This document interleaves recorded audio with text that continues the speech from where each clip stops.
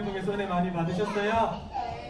예, 안 오신 분들이 더 많네요, 그렇죠? 예, 아이들 키우시다 바쁘셔서 더 못 오신 것 같은데 이번에 오신 목사님이 너무 이렇게 말씀도 쉽고 재밌고 우리에게 정말 반드시 알아야 될 중요한 것들을 공개 통하면서 이제 말씀해 주셨는데요. 집에서 영상 틀어놓고 그냥 아무 생각 없이 그냥 들으셔도 재미있게 들을 수 있는 말씀입니다. 그래서 그 말씀을 통해서 은혜 받고 우리 아이들 좀 믿음에서 잘 세워가시면 좋겠습니다. 우리 옆집이랑 같이 한번 인사 나누실 때 오늘 조금 다르게 인사하겠습니다. 이렇게 인사할게. 나는 당신이 지난 한 주간 얼마나 수고가 많았는지 잘 알고 있습니다. 이렇게 한번 인사하겠습니다.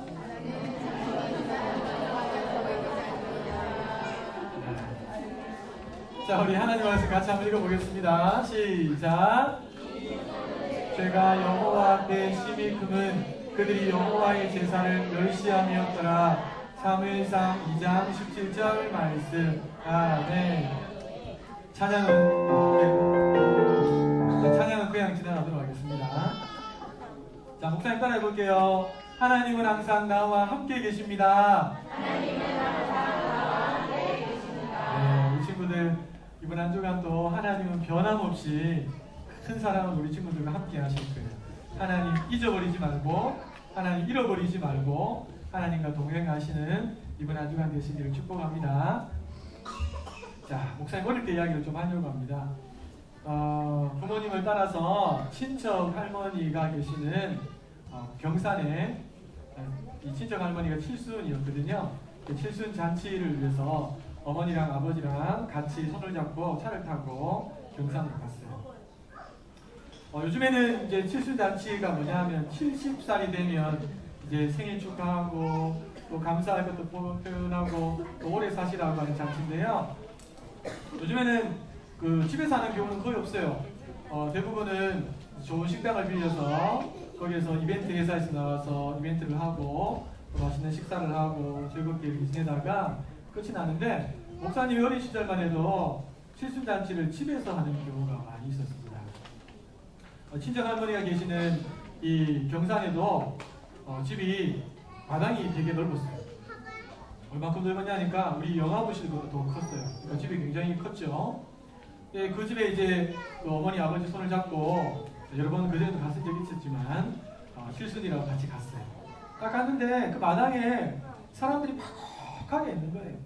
그리고 여기저기에서 각종 다양한 맛있는 음식의 냄새가 코끝을 칙하게 이렇게 스치고 지나갔어요. 사람들이 왁작지근하죠. 음식들은 맛있는 게 많이 있죠. 그러니까 와, 마치 장날 시장에 온 듯한 그런 기분이 들었어요. 아버지 어머니 손을 잡고 할머니가 계시는 방으로 문을 열고 들어갔어요.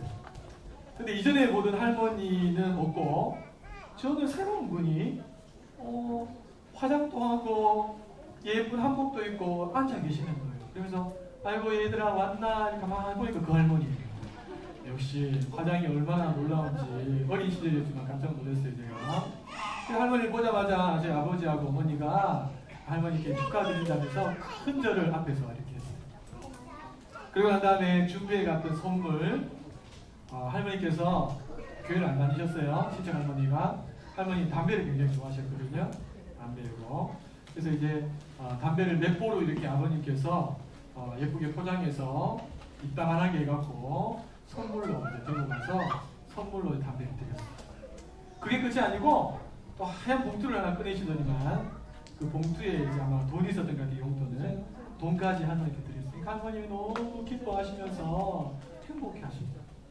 옆에서 어린 시절에 이제 그 모습을 쭉 지켜보고 있는데 제 마음속 이런 마음이 들었어요.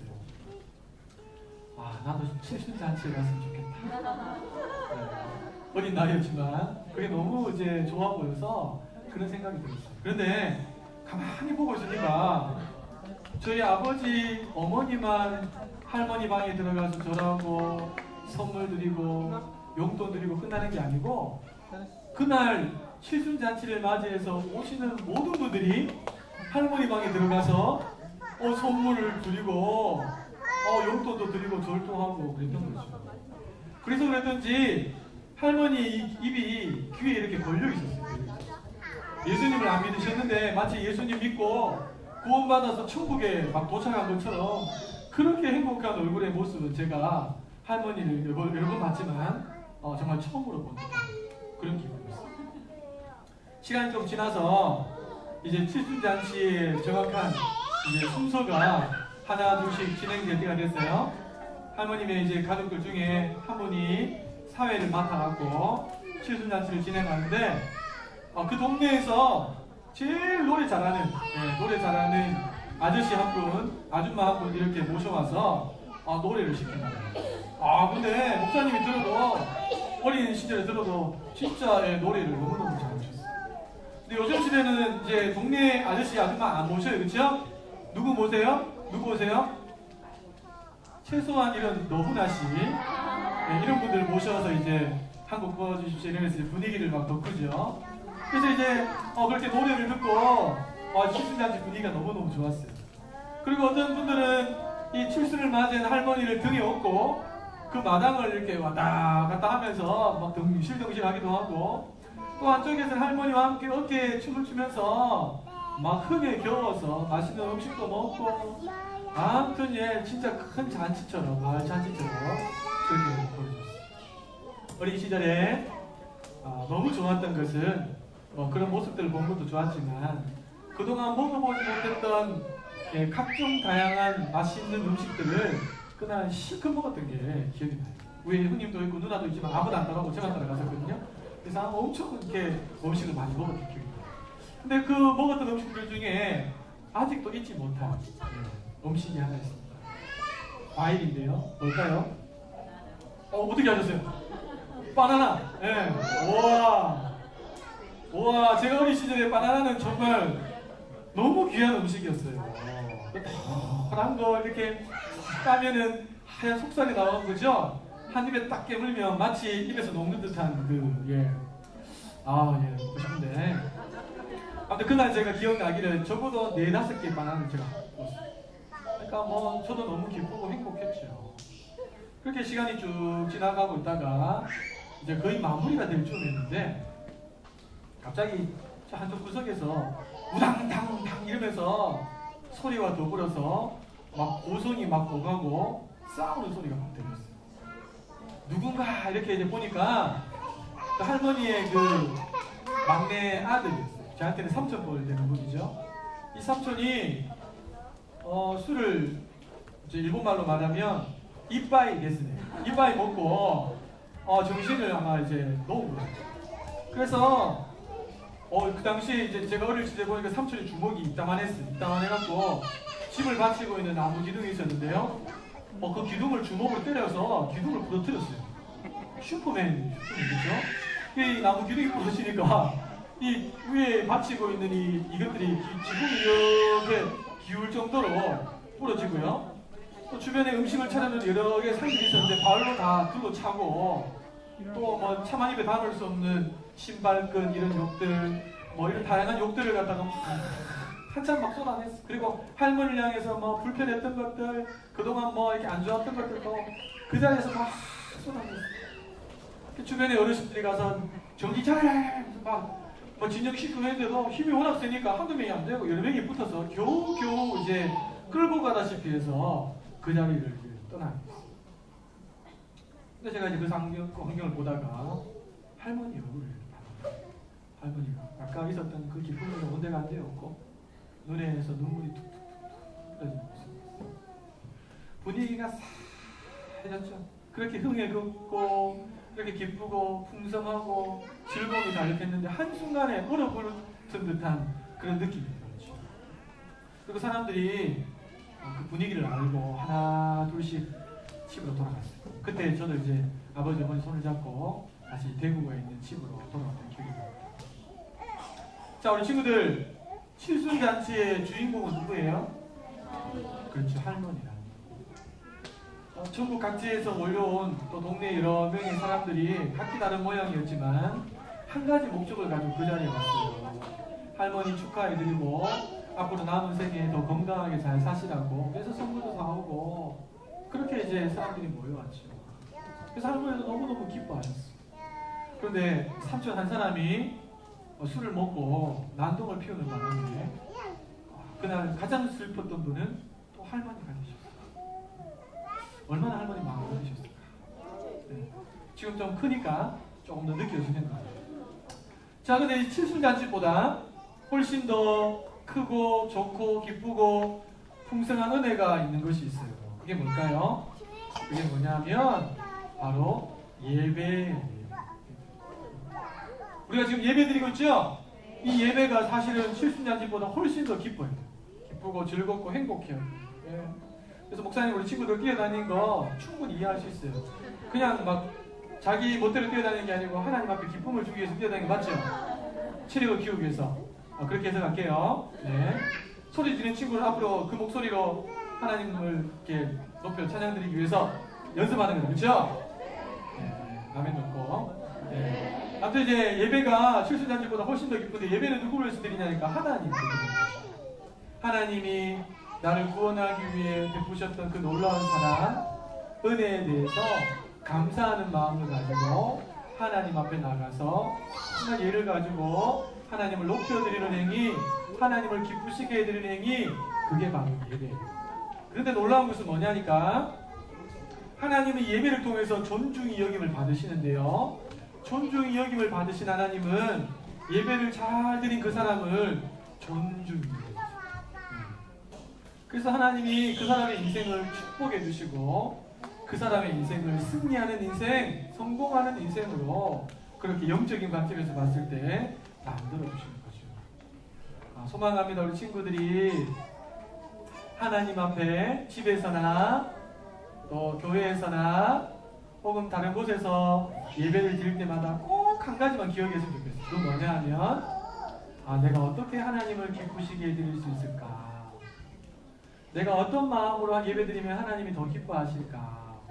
이런 마음을 가지고 예배드린다면 하나님 우리 친구들 잊지 않으시고 우리 친구들 존중히 그렇게 여겨주시고 예배 잘 드리셔서 하나님께 존중히 여김받는 우리 친구들 다 되시기를 예수님의 이름으로 축복합니다. 예수님의 이름으로 축복합니다. 자, 우리 부모님들과 함께 말씀을 나누겠습니다. 자, 하나님 존중 시리즈 계속 진행하고 있는데요. 첫 번째 뭐가 하나님 존중이라고 그랬습니까? 예, 감사합니다. 기도가 하나님 존중이다 그랬습니다. 그렇죠? 한나의 기도를 이야기해 드렸고요. 두 번째는 뭐가 하나님 존중이었죠? 예, 맞습니다. 하나님과 한 약속을 내가 잊어버리지 않고 잘 신실하게 지키는 것, 그것은 약속한 하나님을 향한 존중의 표현이다 라고 이렇게 말씀을 드렸고, 그 인물 중에 한 명이 바로 누구였죠? 한나를 이야기했었죠. 그렇죠? 자, 오늘은 세 번째 시간인데요. 뭐가 하나님 존중인가? 우리 큰 소리로 같이 한번 읽어보도록 하겠습니다. 시작! 예배가 하나님의 존중입니다. 네, 예배가 하나님 존중입니다. 여러분 성경책을 딱 펼치면 창세기가 나옵니다. 그렇죠? 창세기 1장에는 하나님이 천지를 창조하신 얘기가 쫙 나오고, 그 다음에 에덴 동산을 만드시고 거기다가 사람을 두시고 또 배필을 옆에 두셔서 가정을 만드시고, 그러고 난 다음에 이 사람들이 죄를 보면서 에덴 동산에서 추방되는 이야기가 나오죠. 추방되었던 아담과 하와가 이제 자녀를 낳게 되는데 두 아들을 낳습니다. 우리가 잘 아는 가인과 아벨. 무슨 이야기를 가인과 아벨에게 많이 했을까? 우리가 짐작할 수 있을 건데 하나님이 어떤 분인지, 또 에덴 동산이 있었다는 이야기도 있을 거고, 왜 우리가 지금 에덴 동산에 추방되어서 이렇게 살고 있는지, 이런 이야기를 아마 어릴 때부터 쭉 많이 듣고 자랐을 거예요. 그렇죠? 근데 이 가인과 아벨이 성장을 해서 이제 자기 스스로 예배를 드릴 수 있을 만큼 자랐어요. 근데 가인은 어떤 일을 했냐니까 땅을 일구고 곡식을 뿌려서 열매를 맺는 농사 일을 했던 사람이 가인이었고요. 아벨은 아마 짐승들을 좋아했던 것 같아요. 그래서 양을 치고 또 동물들을 잘 돌보는 그런 목자 역할들을 감당했습니다. 어느 날 이 가인과 아벨이 그동안 자기가 열심히 피땀을 흘려서 수고했던 것들을 가지고 하나님 앞에 각각 같은 시간에 예배를 드리게 됩니다. 그것이 우리가 너무나 잘 알고 있는 성경에 처음 나오는 예배입니다. 예배. 자, 그런데 하나님이 이 두 사람의 예배를 다 받으셨다면 너무 좋았을 텐데, 하나님이 한 사람의 예배는 받지 않으시고 한 사람의 예배만 받으셨어요. 가인은 농사를 했기 때문에 농작물을 가지고 드렸고, 아벨은 짐승들을 쳤기 때문에 양의 새끼 중에서 아주 귀한 것을 가지고 드렸죠. 근데 하나님이 가인의 예배를 받지 않으셨어요. 왜 안 받으셨을까? 왜 안 받으셨을까? 그 이유를 성경 우리에게 분명하게 말하고 있죠.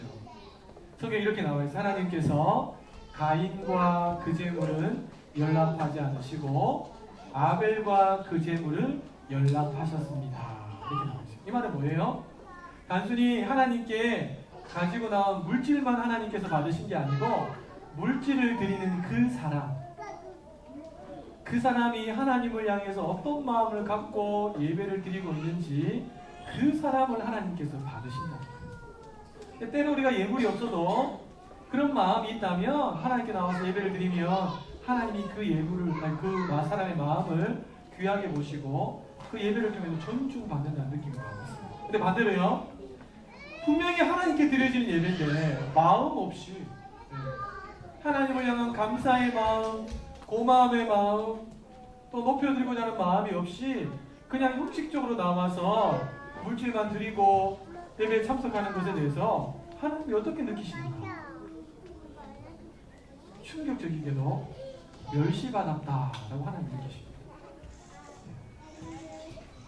자, 하나님이 성경에 나오는 첫 번째 예배 사건이 이 가인과 아벨 이야기를 통해서 우리에게 예배의 중요성을 가르쳐 주시고, 더 나아가서 우리에게 교훈하시는 것이 있는데요. 그게 뭐죠? 물질만 받으시는 것이 아니고 정말 하나님이 원하시는 것은 우리가 온 마음과 정성을 담아 감사하고 찬양하며 드리는 우리 자신을 하나님께서 받기를 원하신다. 이게 바로 창세기의 가인과 아벨의 예배를 통해서 우리에게 교훈하고 있는 내용입니다. 자, 성경책을 쭉 뒤로 넘어가면 사무엘 상하가 나옵니다. 그렇죠? 사무엘상 1장을 딱 펼치면 예배하는 한 가족이 나옵니다. 누구의 가족이죠? 엘가나의 가족이 나옵니다. 사사시대 사람들이 각각 자기 소견에 오른 대로 살아가던 그 시점에도 여전히 하나님을 기억하고 1년에 3차례 여호와의 전에 올라가서 정성껏 준비했던 예물을 하나님께 올려드리면서 예배했던 가족, 엘가나의 가족이 나오고요. 그 중에서도 한나에게 초점을 맞추어서 1장을 풀어납니다. 그리고 난 다음에 2장으로 딱 넘어가면 또 예배를 하는 한 가정을 등장시킵니다. 그 가정이 누구의 가정이냐니까 바로 엘리의 가정입니다.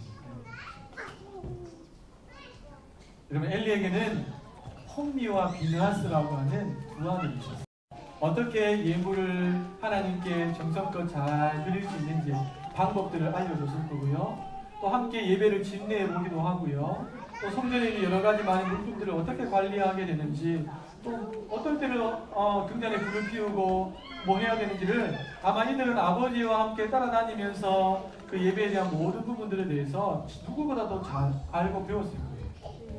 근데 시간이 많이 지나고 난 다음에 엘리의 눈이 어두워지고 귀가 어두워지고 몸이 비대해졌어요. 나이는 많고.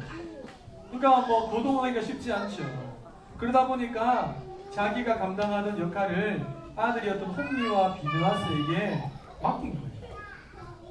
그런데 이 홈리와 비느하스가 아버지 밑에서 할 때는 괜찮았는데 그나마 자기가 예배를 맡아서 집례를 하면서 완전히 다른, 오히려 예배를 통해서 하나님을 멸시하는 그런 모습을 보여주기 시작합니다.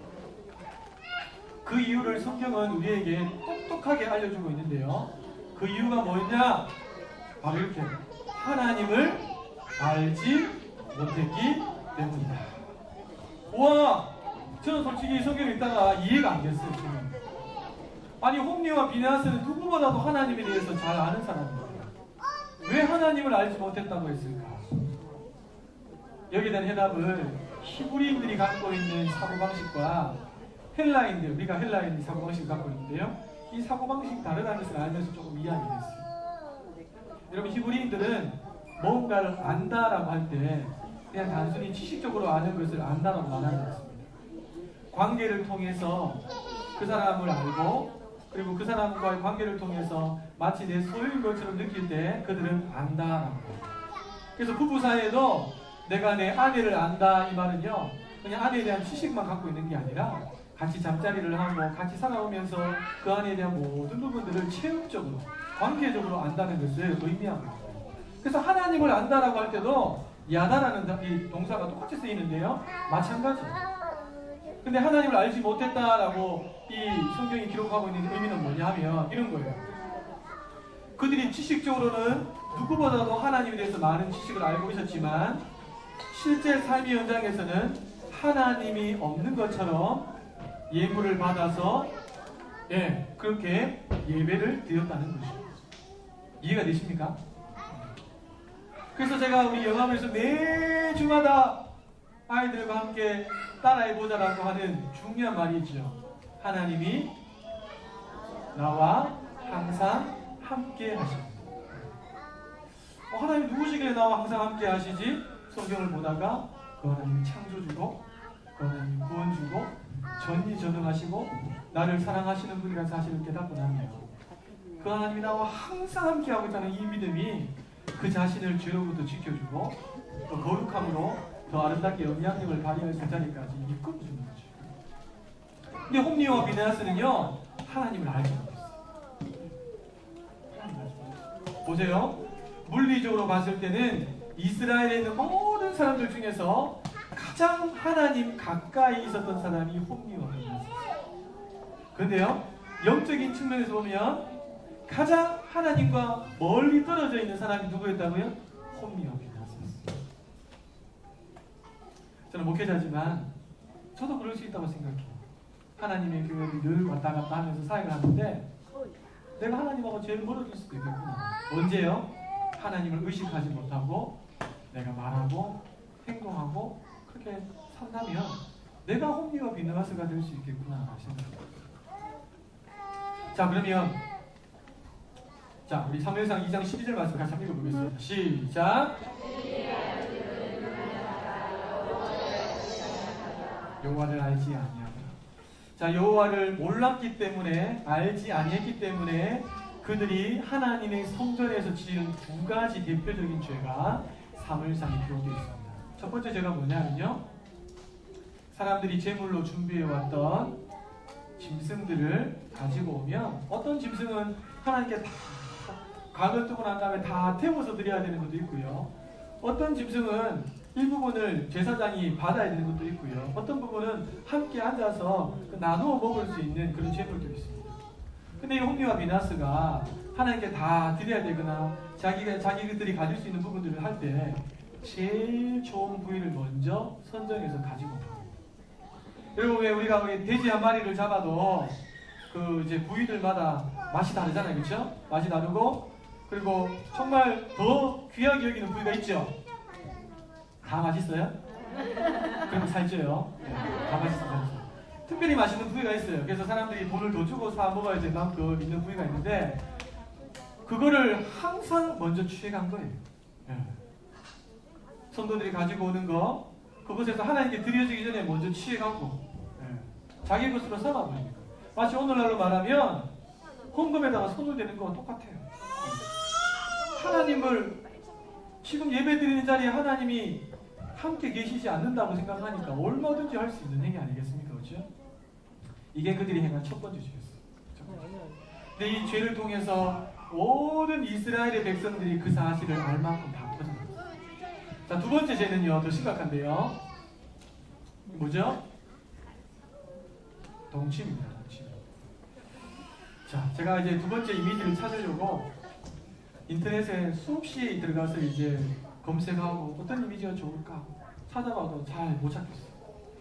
그래서 제가 이제 동침 이렇게 썼는데 마침 동치미가 딱 이걸로 하면 되겠구나. 이들이 뭘 했는가? 성전에서 수종드는 여인들이 있었어요. 봉사하는 그 여인들하고 성전에서 동침했어요. 같이 앉아서 동치미를 마시고 한두 번이 아니고 여러 번 하나님이 계시는 그 성전에서 멀리 도망가서 뭐 그렇게 해도 나쁜 거지만 성전 안에서 그렇게 해요.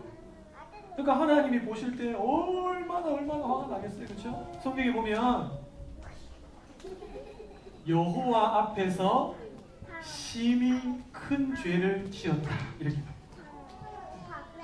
그러니까 하나님 앞에서 지을 수 있는 최고로 큰 죄를 홈리와 비느하스가 지었다. 그리고 하나님께서 홈리와 비느하스가 예배를 집례하고 하는 것을 통해서 존중이 여김을 받으셨으니까 멸시를 받으셨습니다. 그럼 어떻게 하시죠? 하나님이 그 사람을 경계해 주십니다. 하나님이 어떻게 하셨습니까? 블레셋을 들어서 이스라엘과 전쟁을 일으키십니다. 첫 번째 나간 전쟁에서 이스라엘이 졌어요. 이상하게 전쟁이 안 되다 보니까 이 사람들 머릿속에 법궤를 들고 가면 되겠구나 이러면서 여호와의 임재를 상대하는 법궤를 들고 홈리와 비느하스 함께 들어가서 전쟁에 들어가요. 근데 무참하게 합니다. 그리고 그 자리에서 홈리와 비느하스가 한 자리에서 나왔습니다. 홈리와 비느하스가 죽은 게 아니죠. 이가봇 이번 목사님을 통해서 얼마 전에 말씀드렸잖아요. 그렇죠? 하나님의 영광이 그 집안에서 다 그 아버지 엘리도 의자에 앉아서 쓰러져서 목뼈가 부러져서 죽죠. 하나님 그 가문 전체를 그냥 경계를 여겨주셨어요.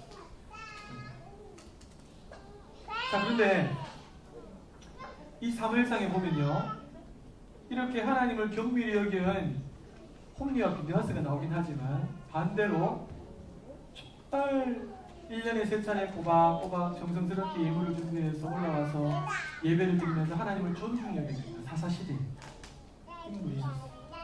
엘가나지. 그리고 도저히 올라올 수 없은 그 한나가 하나님 전에 올라와서 마치 하나님 앞에서 기도하는 것처럼, 하나님 지금 내 앞에서 내 기도를 듣고 계시는 것처럼 마음을 찢으면서 통곡하면서 기도를 올렸어요. 하나님이 그 가문을 통해서 존중의 영을 받으신 거예요. 그 가문을 하나님께서 높여주신 거죠. 또 누가 나옵니까? 여러분, 사람들이 관심을 기울이지 않았던, 심지어 아버지조차도 관심을 기울이지 않던 다윗은요, 양들 틈에서 자기 스스로 노래를 지어서 하나님을 찬양했던 인물이죠. 근데 하나님이 그 다윗의 찬양을 통해서 존중의 영을 받으셨어요. 그럼 하나님이 다윗을 멋지게 세우시고 다듬으시고 빚으시고. 자, 믿음의 부모가 우리 자녀들에게 반드시 물려줄 것이 있다면 그것은 예배입니다. 왜 그런지 아십니까?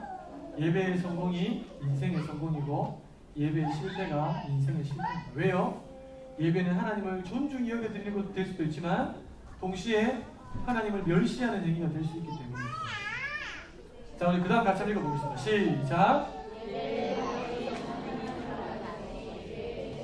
네, 예배의 핵심은 뭔가 우리 예배를 받으시는 하나님에 대해서 정확한 지식을 가지고 있는 거예요. 하나님이 어떤 분이신지. 자, 하나님께서 예배를 통해서 받고 싶어 하시는 것은 뭐라고요? 네, 우리 마음, 우리 자신.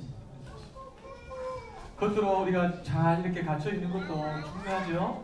그러나 그것보다 훨씬 더 중요한 것은 우리의 마음입니다. 구원의 하나님을 향한 감사의 마음, 고마움의 마음.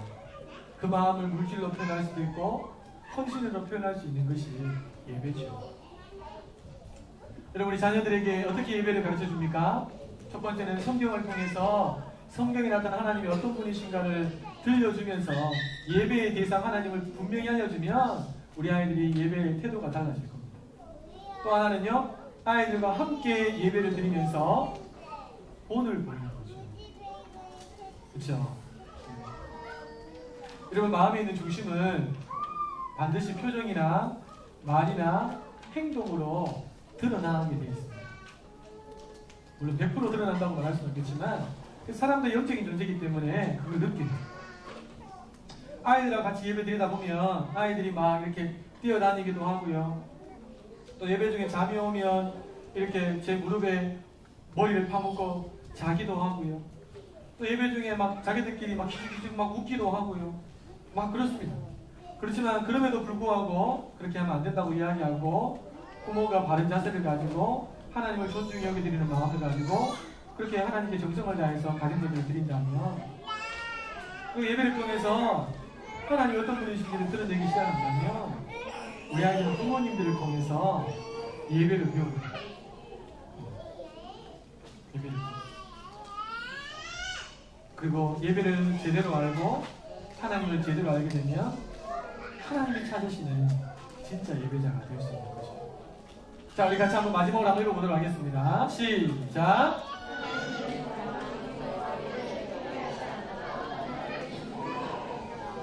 아무도 보는 이 없을 때 양천에서 하나님을 찬양한 다윗을 존중히 여겨주셨습니다. 지금도 하나님은 한나 다윗 같은 예배자를 찾고 계십니다. 예배를 통해 하나님을 존중히 여겨드리는 부모, 또 그런 자들로 양육하는 부모가 됩시다. 아멘. 왜요? 그것이 우리의 인생의 승리, 영적인 승리, 성공을 가져다주는 유일한 비결이기 때문에 그런 꼭 기억하시기 바랍니다.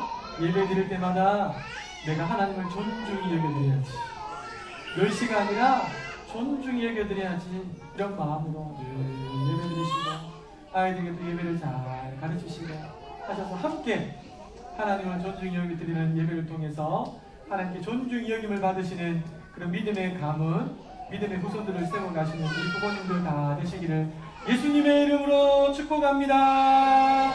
예수님의 이름으로 축복합니다. 축복